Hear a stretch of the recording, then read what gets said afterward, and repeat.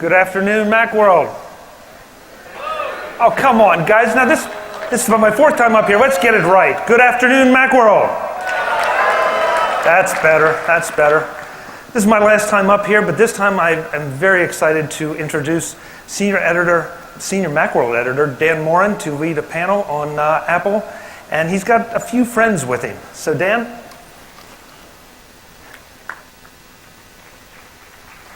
Afternoon, welcome. As Chuck said, we're going to talk a little bit about the state of Apple and the future that it might have in store for us.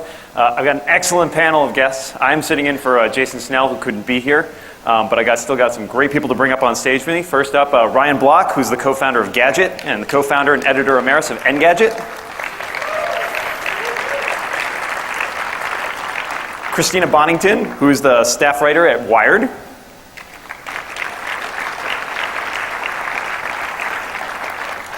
Jackie Cheng, who's a senior editor at Ars Technica.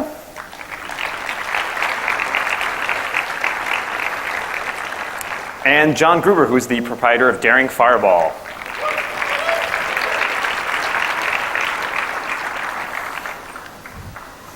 So one of the first things I wanted to start talking about was Apple's perception. And I think we're all Apple fans here, and probably a lot of us been using the Mac for a long time, and iPhones and iPads. But it seems to me that there's a general mainstream perception from a lot of places, especially in the media, that Apple is this doomed company that's just cosmically, never going to succeed, even when it's got all this money in the bank. And I'm kind of wondering, is there anything that it can do to combat that in this era of, huge success, but seemingly unable to beat the odds by the perception of the media? John, you want to start us off? I know you linked to a piece about this a couple weeks ago that I found really intriguing. You know what? I think it comes down to what I call the church of market share, like a sort of religious belief in a lot of, in both investors and just observers of the industry, that market share is all that matters or the most important thing about a company. And Apple really turns that on its head because Apple has relatively low market share in almost everything it does. The iPod is sort of the exception where the iPod has high market share. But they have 7% of the global handsets in the phone industry and 70% of the profit. And so I feel like the thing that really turns people on their head about that is that a strong position or a weak position? And I feel like a lot of people think it's a weak position because they think, well, they've only got 7% of the market, so they're only 2 or 3% away from losing half their market. As opposed to thinking, my God, they've got 70% of the profits. That's an incredibly strong position because all they've got is market share in the part of the market where there's money to be made. But I do feel like that's what turns people on their head, and I don't think that that's ever going to turn around because what makes sense to most people is Microsoft's model, where Microsoft has huge market share in PC operating systems and huge profits in PC operating systems. And that makes sense to people. And Apple doesn't make sense in that way. Well, so who has this perception, right? I think if you zoom out actually further, this is an investor thing at a very large level. I think people who care about Apple products don't think that Apple is doomed. I doubt there are very many people in this room who will be, doom and gloom about Apple right now. I think this actually really just matters most to the people who are dealing with Apple as a commodity, as a stock, and they're looking for that trigger moment that is going to send the stock plummeting and cause them losses. So they're going to be constantly worrying about this, and Apple actually needs to, I think, do more to manage its investors. I think in terms of managing public expectations, the products do that, right? There's an investor management issue at Apple right now. I think that there's some degree, though, where regular people, everyday users do think about that. It doesn't mean that it's necessarily right, but I think that they do think about it because of what they get out from the investors and that kind of thing. They think about, what if Apple does lose, half their market share and then they're down to 1% or something.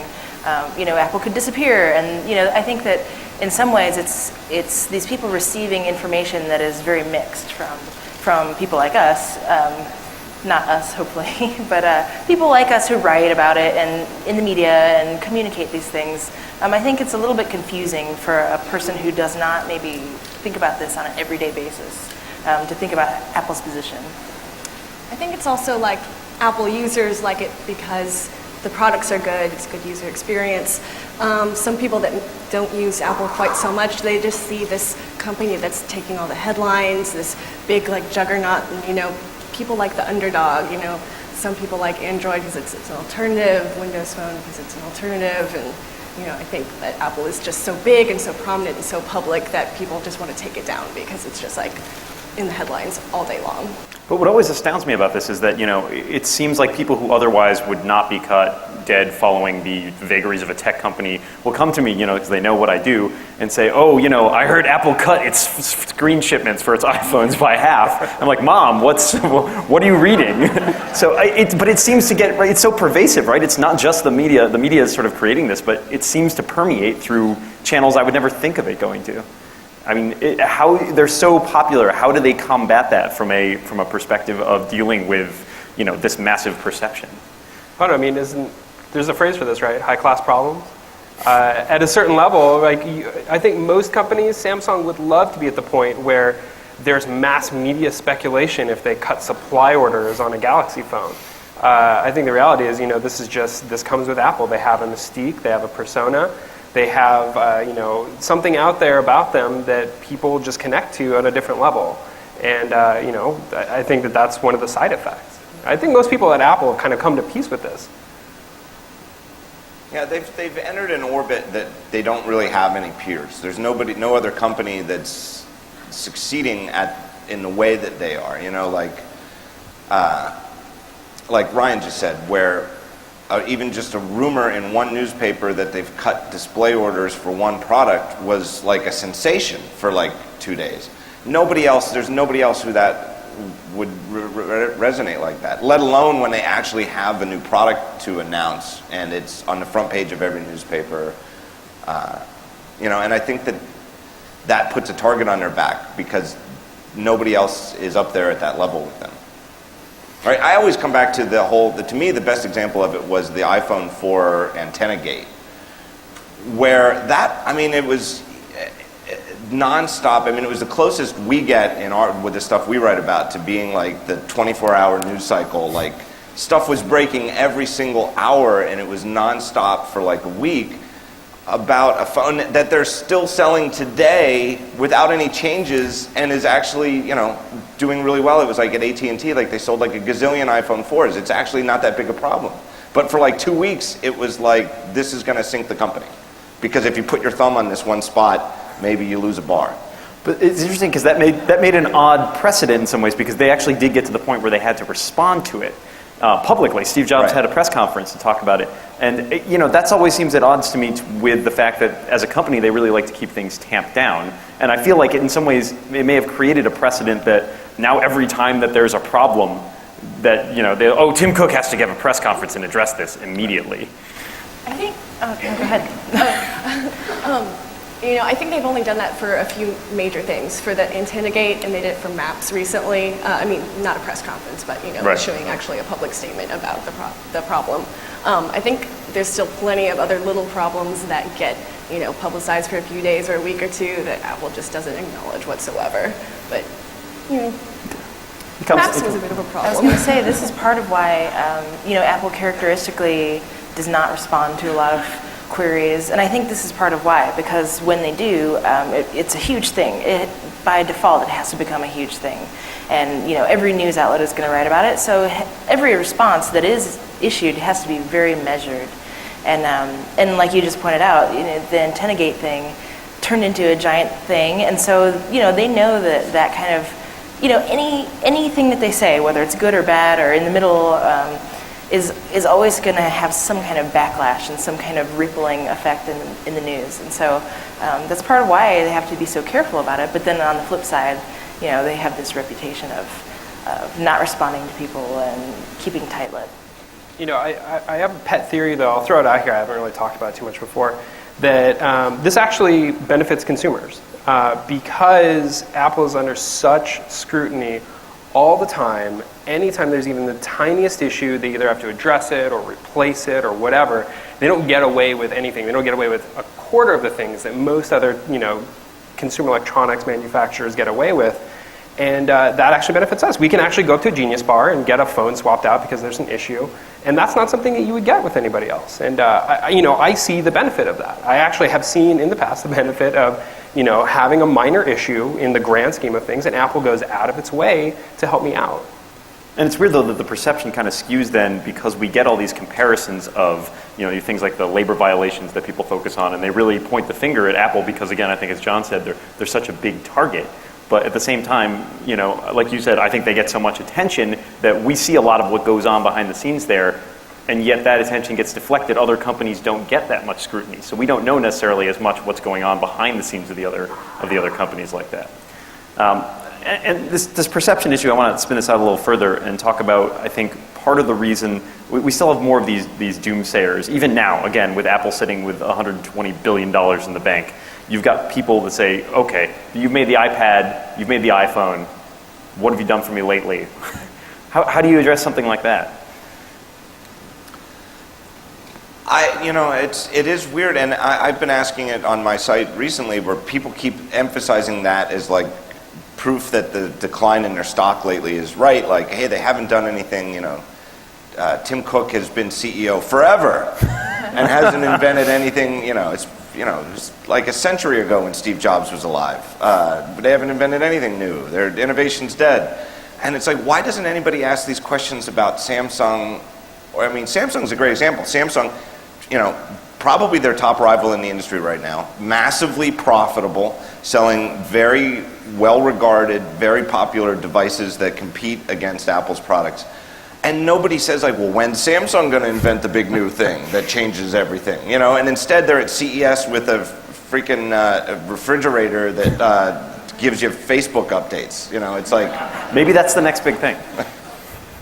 Well, I think where the last 5 years have set a really unusual precedent for expectations. So if you go back, let's call it 5-6 years ago, and you look at Apple's product lineup, if you map it all out where it is today, you just have a couple bits here and there, right? If you went from smallest screen to largest screen, you got a couple of iPods over here, and you got a couple laptops here, and you got some Macs here, right? And then in the last 5 years, you've got bigger, better touchscreen iPods, you've got phones, tablets of multiple sizes, new, smaller, lighter laptops, all these different size, Macs now. And the reality is they've fleshed out this product lineup so much in just in the last 5 years that there's this expectation that they have to keep going. But I think the reality is they can either, if you look at this lineup from small to large, there's a television at one end and there's something you wear on your body at the other end, and that's kind of it. With this next iPhone that we may or may not get at 5 inches, now with the iPad mini, every single screen size at every increment, almost at like the half-inch level, is now accounted for. So what do people want? Like, Apple's actually done so much already. Like, I just don't really get it. They've introduced, 4 new product categories in the last couple of years? Like, I think we're in good shape. Yeah, I feel like they've definitely got the hardware sphere covered really well. I feel like, when I'm looking at what Apple should be inventing and next and stuff, it's on the software front, it's on the UI front. iOS has been out since 2007, and it's remained kind of largely unchanged, and I think that there's a lot of room for innovation there, and maybe that's what a lot of people are looking for. You've got this phone that maybe looks a little bit different than it did, 3 or 4 years ago, but the experience is pretty much the same, and I think that's where we could see some big changes. Well, I think also going back to what Ryan was saying, people maybe don't even know what they want. They just know that they want something new and exciting, something that's like really, you're going to read about in the news. But it is true. I mean, what do people expect? And I'm not saying that Apple's never going to invent something new. I'm sure the whole company is based on coming out with new things when it is the right time. And so I think it's kind of just a balance of people always wanting to see that and not being willing to settle for the occasional sort of times when we're just going to go with what we have, modify it, perfect it, make it like a good product. And there's always going to be these ebbs and flows in products. And so I think people just need to be more patient when it comes to expecting new products constantly. I think there's an interesting corollary that comes with this whole Apple can't innovate thing, which is I think I hear from almost like the same people, Apple needs to innovate, but since Steve Jobs hasn't been gone, they can't innovate. They're incapable of innovating anything new. So again, that's sort of a weird tension in there. How has, Tim Cook has been in charge, has said now forever, basically. Has that changed Apple? Do we see a different Apple now than we did with Steve Jobs? I don't think so. I think, I think that there's certainly a large number of people who still had that belief that it was a lot more like Disney, and that once Walt Disney died, the company just was sort of lost for a while, because so much of everything, the spark of the company really did come from one person. Whereas I don't think it was ever true for Apple. I think even before Steve Jobs got ill in the first time, I don't think it was true. I think that's what, just painting in broad strokes, I think that's what Steve Jobs took away from when he got pushed out of Apple in the 80s, was in the 80s, he thought, I don't need to worry about the company. I'm just going to make great products, and the force of my genius will just make everything, it'll all get taken care of. And then it turned out, no, if you don't, have the board behind your back, you can get screwed. Because, the other thing to look at is Pixar, which is structured a lot like Apple, where it's an annual schedule of new creative stuff that's sort of almost like a factory for creativity, and they sort of follow a formula year after year after year, and that's a lot like what Apple does. Every year there's a new iPhone, here's the new iPad, here's the new this. And it's, like when you go to the events like we do and they announce these things, it's like a Groundhog Day. It's like, it is. They're like, it's like the same thing over and over again, except, this year it's newer and It's better. thinner. It's always Right. thinner. And I think, I think that's how he set Apple up, that it's, it's a factory for making these things, and they follow a formula, and I don't really think it depended on him that much. I think he was a genius, and it was, they were certainly better off with him than without him, but I really don't think that he was a linchpin in the way that a lot of people think he might have been. The other thing is, if you look at the timeline between the major product launches, they're usually a few years. So you go from let's look at iPod as like a pretty important epoch for them, because that was kind of their move from computers into consumer electronics. Then you've got 7, 8 years, I guess 6.5, 7 years, let's call it, before the iPhone, and then you've got 1, 2 years until the iPad after that. So. It just takes time. There's going to be time between cycles. There will obviously eventually be new things, and they'll come out successively. But if you look at the amount of time it took for us to get from iPod as the predominant form of consumer electronics that Apple sold to the smartphone, if you think about that 6-year gap, we're just getting started until we hit this next phase of whatever that next big thing is going to be. I think that Apple, on the more humanitarian side, seems to have changed from, at least from the outside, the way that people see Apple. Tim Cook is, people, whether or not he is actually responsible for all these things is kind of, who's to say. But the efforts in China, the charity matching stuff, those kinds of things, he's beginning to sort of get a reputation for, being more in touch with the people and like the people that they affect in the world. So in that sense, I think things have changed. But like John was saying, I think that internally, it's not like Steve Jobs was inventing every single product himself and developing it all in his office, and then he just had all these minions of engineers, to do his bidding. Sure. These people are doing hard work to create these things on a daily basis, and many of those people are still there. So in that sense, the company is very similar to how it has always been. And I think that's something that's hard for people to grasp looking in from the outside. I think Steve Jobs was just such a big personality. People kind of linked Apple and Steve Jobs just very synonymously, and now that half of that equation is gone, Tim Cook maybe doesn't quite fill the shoes of Steve Jobs personality-wise, and maybe kind of, craziness-wise. He's a lot more soft-spoken, I think. Yeah. I hear fewer stories about him yelling at people. Although I do love that one about him, the meeting where there's a problem in China, right. And then turns to him, the guy 3 minutes later, "Why are you still here?" And the guy runs out and goes to China. So I guess you have a certain amount of authority if you can pull that off. I want to touch on something I think Ryan kind of alluded to before, which is the shift from, we started out with the iPod, and we've kind of moved every few years, or we're kind of segueing in some ways. And Steve Jobs gave a presentation, I think, at the All Things D conference several years ago, where he likened the Mac to a truck, and something like an iPhone or an iPad to a car.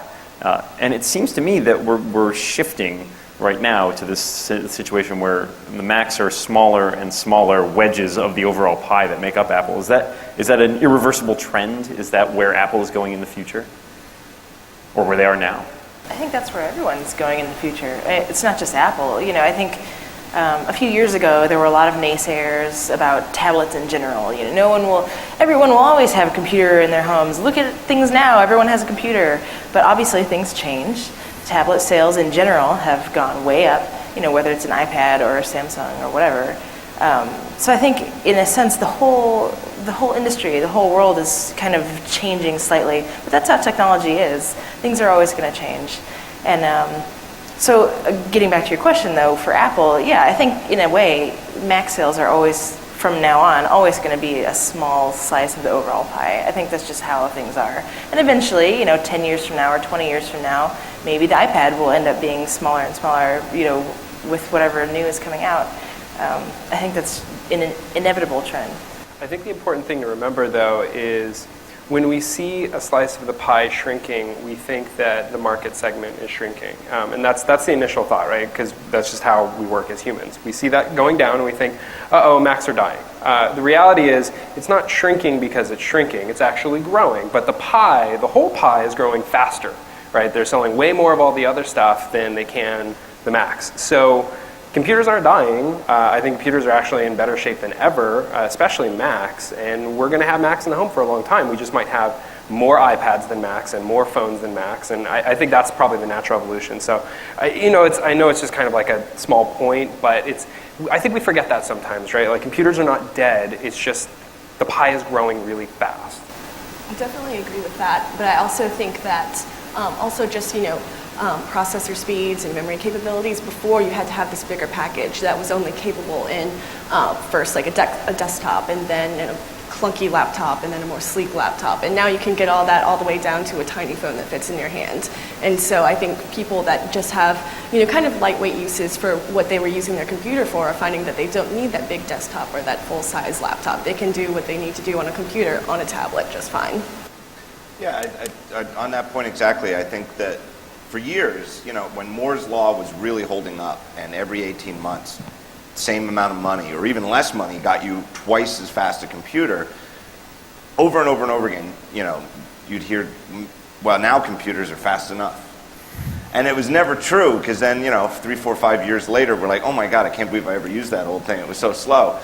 But eventually it kind of did get true, and computers did get fast enough where, you know, what do people want to do? They want to browse the web, read their email, watch movies and videos and stuff like that. And the computers could do all of that stuff instantly. You're waiting for the network, not the computer. So now what can you do? And you can do things like make computers that size, you know, instead of this size, that do these things fast enough. And I think that's, you know, that's sort of where things have gone. And I think the other big trend, and I think it's so easy to overlook for people who are even slightly technically minded, is that, and it's not just Apple stuff, it's not just the iPhone and iPad. Android is the same way, Windows Phone is the same way, Windows 8 tries to be the same way, which is you can't screw it up. There's nothing you can do. You can't, if you just go to the App Store and install this thing, if you don't like it, it hasn't screwed up your system. And, you know, the Mac is as guilty of that as anything. You can totally screw up your Mac by installing, you know, too much stuff and have stuff that all launches when you log in. You know, I think a lot of us, probably everybody who comes to Macworld would agree, it's a lot easier not to screw it up than it is on Windows. But that's still what the Mac is. It's this thing that you can screw up if you do, you know, wrong. Like, my mom never installs anything on her Mac, ever. I don't think they've ever installed anything. Whereas our iPad, she's in the App Store, you know, installing new games all the time. Yeah, I'm still trying to get my mom to install apps from the App Store. It's kind of an uphill battle.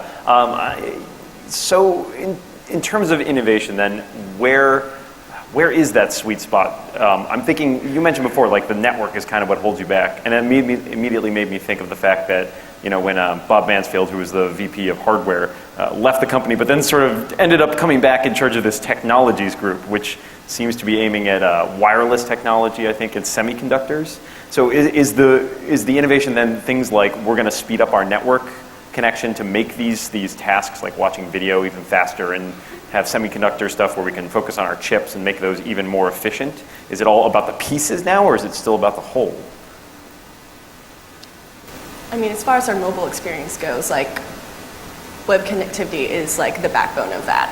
And I mean, I think it's hard to say what Apple is doing on that front internally, I mean, personally, but I know that like all the cellular networks are like really working on trying to make that as robust as possible. Because if you have this phone that, you know, relies on the internet and you can't connect to the internet, it's kind of useless. So, you know, as we like take our computers out of the home and we want to use 4G LTE instead of just a Wi-Fi connection, and then LTE Advanced is after that, like, you know, it needs to be there everywhere all the time.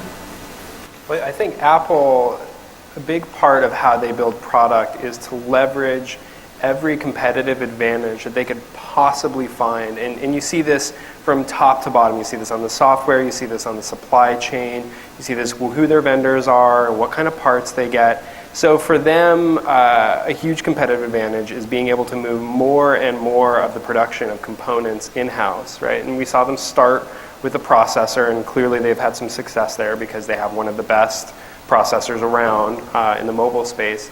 So it only makes sense to me that they would want to, you know, build off of that and continue to use that as a competitive advantage. This is something that very few other companies can do. You know, HTC can't really do this. Nokia can't really do this to the same effect.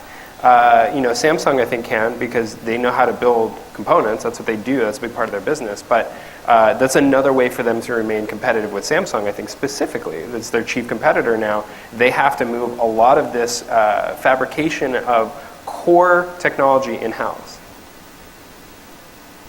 Let's switch tack slightly to talk about something that they're not as good at, I think, as that, which is services. I think services has been really an Achilles heel for them, and a lot of times we've dealt with iCloud and Siri and Maps. There's been a lot of problems, and it doesn't seem like we're going to be backing away from services anytime soon. So what kind of challenges do they face in that arena in terms of building services that people are going to be using all the time? I think one of the challenges that they face constantly with everything, but Maps really highlighted it, was sort of really getting a really good feel for lots of different kinds of people and different kinds of uses. One common argument that is always brought up by people like me, but people who live in large cities who take public transit as their main mode of transportation. This is one of the things that people I know are constantly nitpicking still. I mean, we're like a half a year out from the release of iOS 6, and this is still something that people are complaining about as something that was removed from Maps. So this is just one example, but like those kinds of things, it's not that Apple doesn't think of these people, but I think it's when, in the process of being developed and being tested, with services in particular, you really have to consider a lot of different use cases and then really sort of think about what is the most important, what is going to serve the largest number of people. So I think that is a big challenge with not just Maps, but Siri, any kind of services, iCloud, obviously. Pretty much anything that Apple is doing from here on out. I kind of feel like Apple's been pushing out these services, Maps in particular, kind of prematurely, and it's just like, it's not as well built as I would expect from Apple. I mean, like when you consider their hardware, like I couldn't ask for anything more. But as far, Maps, there's so many inaccuracies, there were so many, there's no biking directions, there's no transit directions, and it's like if you rely on those modes of transportation, you're just left out. And then also like, with iCloud and iMessages, I constantly wonder, like, if someone doesn't reply back to me in 5 or 10 minutes, my first thought is, oh, my iMessage probably just didn't go through. And for something like messages, that's kind of an important thing to know, to be confident enough in that service that you know that what you requested, what you tried to do actually happened. What I wonder is this a process thing? I mean, are they getting it out too soon and not leaving it in the incubator long enough? Or is this a DNA thing? Because this is a pattern, right? We all see this pattern, and it happens every single time. And how do they break this pattern? And kind of aside, do you want to be Google, who understands the web and understands web services and does not really truly understand design and hardware? Or do you want to be Apple, who comes from a design and hardware standpoint and is trying to learn web services? It's really hard. Neither of these two primary competitors in the space, I think, have it all figured out. I just think, I don't know. I look at them and I don't see the DNA there, and I don't see them doing enough to graft in that DNA. I think the other factor too is the way that the bar can get raised for our expectations is not by what everybody does, but what the single best instance of any aspect can do. So Apple has raised the bar for everybody on their expectations for like the fit and finish of consumer electronics, because they do that really well. And they're mass market. I mean, Apple is everywhere. They sell 50 million phones in a quarter. So everybody kind of knows that like an iPhone is this thing, and every other phone gets judged by this standard. But it's really, Apple is like the exception in that regard. They're just the best at making these things. And so Google, I think all of it is about like comparing Apple to Google in services, because Google is the best. I mean, when you type google.com, it comes up like that, and it's like the world's fastest website, and they even brag about it. They obsess that every single millisecond gets people to do more searches, and you type this weird sentence of, what's the world's best tasting water, and then Google has a thing, and it's an article from a magazine where here's the world's best tasting water. They're really, really good at that. But because everybody uses Google and everybody's so used to it, that's how high the bar is. The bar is set at, here's the best company in the world at providing these sort of cloud-backed services, and we all sort of expect it from everybody, and it's not in Apple's DNA, but that's where the bar is. Along those lines, you mentioned Google and you also mentioned Samsung earlier. I'm wondering if you guys have other thoughts on who you see as challengers when it comes to Apple. I mean, again, I think we have a perception that they're really up there, right? They have a lot of money. They sell tons of devices. Are there other companies that are really doing things that they're not doing, that's somehow eating into Apple, or are they just sort of doing their own thing and that lets them survive? I mean, doesn't it kind of, the answer to that question changes from product to product, right? In the phone space, it's different from in the tablet space, and that's from the computing space. So, I think the one thing that is true across all of these spaces is how quickly these things can change. Not the landscapes of the products themselves, but the competitors within that landscape. And remember, it was just a couple years ago that HTC was like the mind-blowingly amazing rising star in Android, and now they're like posting quarterly losses, and Samsung is the 800-pound gorilla. So Apple's competitors will change in many ways faster than the product categories. At least, I think right now, when we're all still waiting for the dust to settle in a lot of these new categories. I mean, I feel like Samsung's a major competitor just because of their sheer volume, and especially internationally. Apple's huge here in the US, but it's a little harder for their devices to be as accessible to emerging markets and lower income markets across the globe. And I feel like that's where some of Apple's competitors still shine and manage to keep going, keep making some money. Well, in terms of things like that volume, do you see there's been a lot of talk about something like a low-cost iPhone? Which to me always strikes me as somewhat antithetical. And I know there's a distinction between, something that feels cheap as opposed to something that's just lower cost. Is this an area that Apple, you think Apple's going to go into? You see Apple making a move in that direction? I'm always really skeptical when I hear these kinds of rumors because, it's not, anyone who follows Apple kind of knows that Apple does not typically try and get into like cheap markets. But that's the thing, it's about perception. It's not so much about a cheap product. If Apple were to get into it, it's more likely to just be something that is more accessible to a wider swath of people in China who maybe can't spend $500 on a phone, that kind of thing. So I think it's a hard line to walk, but I think it's remotely possible.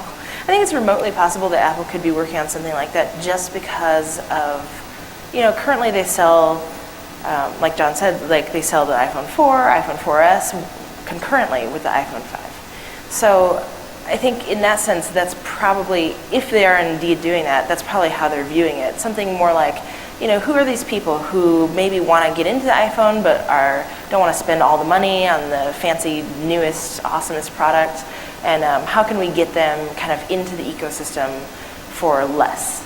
And like you said, it cannot be a cheap product because that's not what Apple does. It's not, they're not making something that's going to be sold in Walmart for $15, in a bubble package. They're famously secretive, but they're also, this is the thing that to me sometimes makes me want to strangle people out there, is that they're also very predictable. It's a very predictable company, and they're not erratic, they're very predictable. And I think you just look at the last 15 years of what they've done, and you can see how they would make the iPhone cheaper. It's just look at what they did with the iPod, where the iPod was I think $399 or $499. I think it's $499. I think it started at $499, the one where the wheel actually spun. So it's a $499 music player. It was awesome, but still, it's a $499 thing for playing music. That obviously, and it only worked on the Mac. And then slowly but surely, here's one that's $399. Now here's one that's $349. Now we've got it to $299.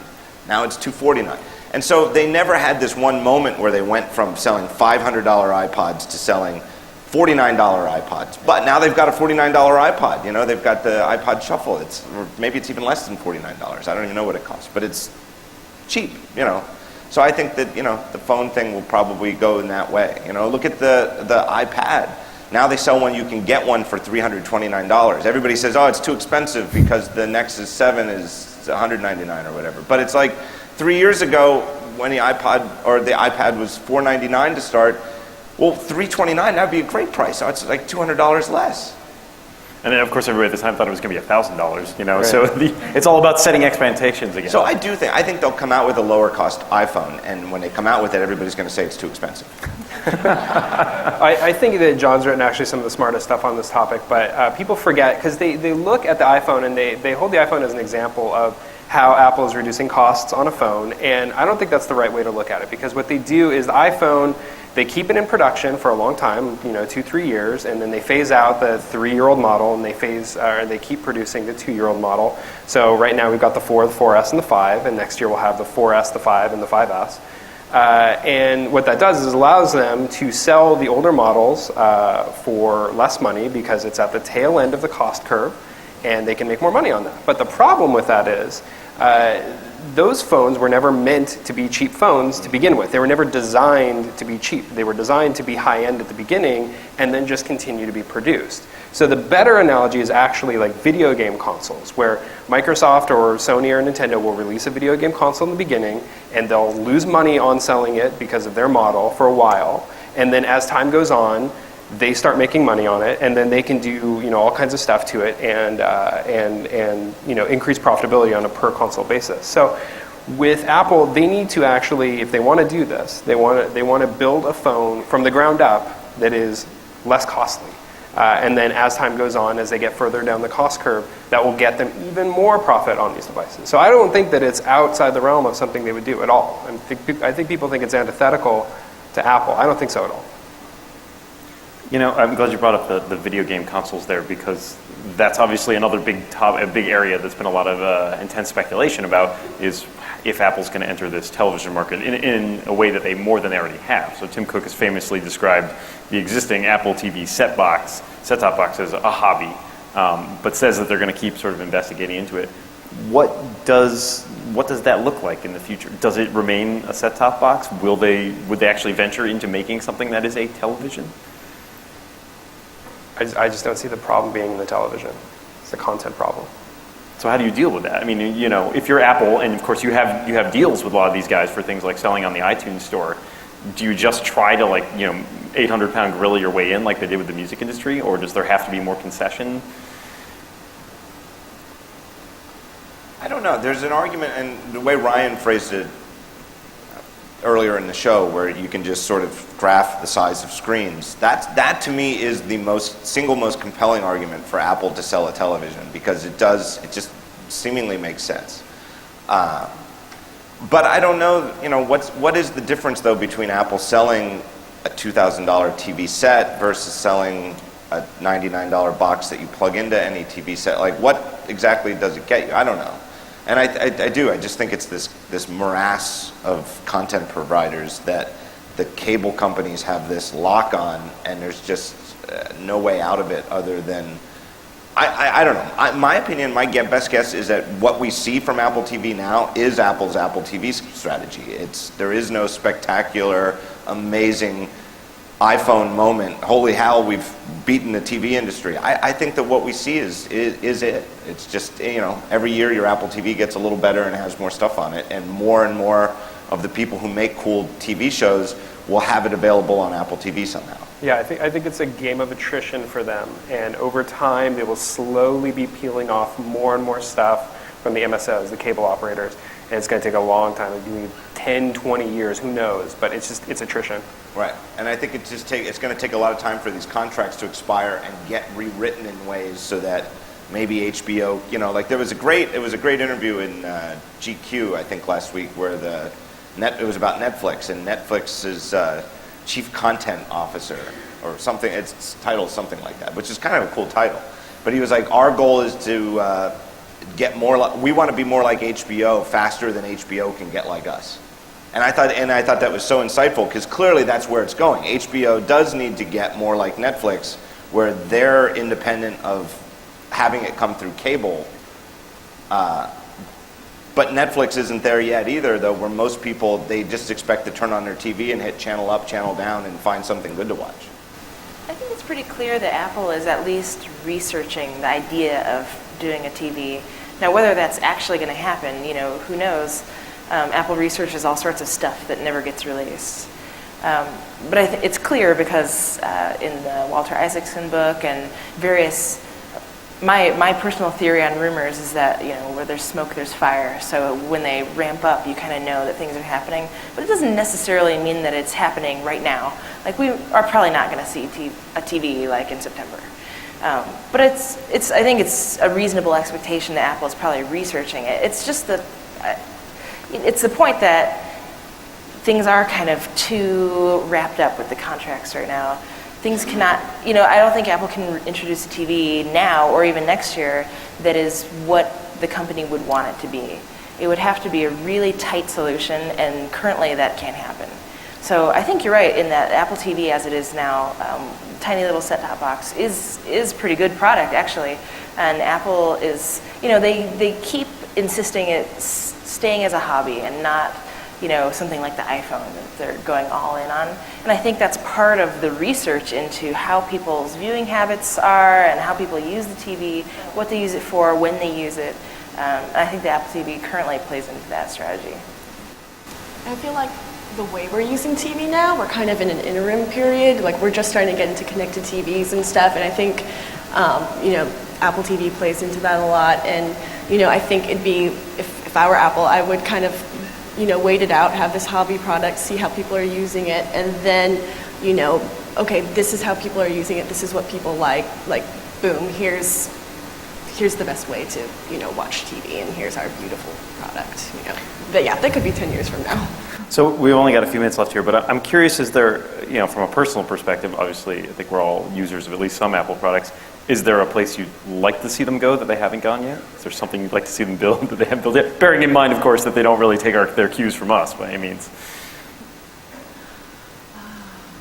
Mostly I just, I would kind of like waterproof. Make things waterproof. That's what I want.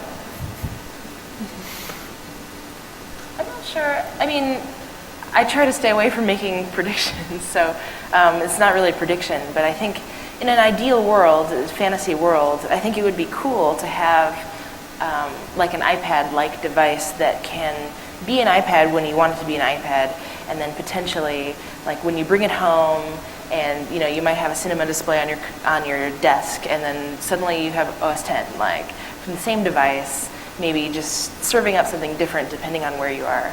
Maybe even crazier, like when you get in the car, it integrates better with your car and that kind of thing. I think that, that's obviously, again, that's not something we're going to see right away, but I think in a fantasy world that would be cool. No, I'm all set. Some guy came after me after a panel earlier and said, why hasn't Apple gotten into car stereos? $1 million idea. And every time someone says that to me these days, I'm like, that you realize it's like 1% of the amount of money they actually have is if they actually make $1 million off Right. that. I'm trying to think where else we want to leave us with the state of Apple. Do you think there's where do you think we're going to be next year talking about? Anything in particular? Is there something that's exciting you coming forward, or is this just you just want to see what happens? Well, I mean, I think my position is definitely it's going to be a slow roll for them, and you know where we are today does not look too different from where we were yesterday, and won't look too different from where we are tomorrow, and that's because that's the period that we're in. Obviously, it's very different from where we were 5 years ago, but I think we're in a new space where Apple's really accounted for a lot of these form factors. I think there might be something wearable. I don't think that that's going to be a game-changing product. I think it'll be kind of cool, but it's not going to be an iPhone-level product. And yeah, well, I think we're probably still going to be complaining about Apple services. I think so much of the room for improvement is just incremental, and it's not super exciting year over year. But 5 years out, it could be really. We will look back and look at our iPhones from today and think, my God, they were terrible. Battery life. Like, wouldn't it be great if you could like use your iPhone all day long, really just use it, suck down the network, and still have 50% battery life at the end of the day? That would be amazing. It would be so great, like at a conference where like how many people's iPhones are out of juice? Probably half the people out there. At 1 o'clock. That would be great. Wouldn't it be great if the camera was seriously like as good as a standalone camera? I mean, the iPhone camera has gotten so much better year over year, but there's so much room for improvement. So, but 1 year out, it's not going to be life-changing. It's just going to be a little bit better. Yeah, I think next year we'll be here talking about iPads and iPhones, and probably more about software on iPads and iPhones, and most likely iPads. Well, that sounds good to me. I'd like to thank my panel, Ryan Block, Christina Bonington, Jackie Chang, and John Gruber. Thank you guys all for coming, and enjoy the rest of the show.